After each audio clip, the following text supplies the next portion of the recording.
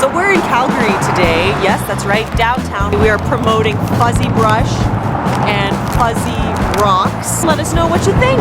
It's sealed very good. All right. It smells very minty. Come here. Come here. How is it? Any coffee? The second thing. Ooh, it works. Perfect. Feeling pretty proud. You do this once a day, twice a day, after every meal. Whenever you want. Whenever I want. Whenever you want. Tricks a little bit. Now I'm good. Now you're good? I'm a vet now. Oh my. Oh my is right. Here we go. She's really getting into the gums. Yeah. Would you use it again? Yes. Oh, hell yeah.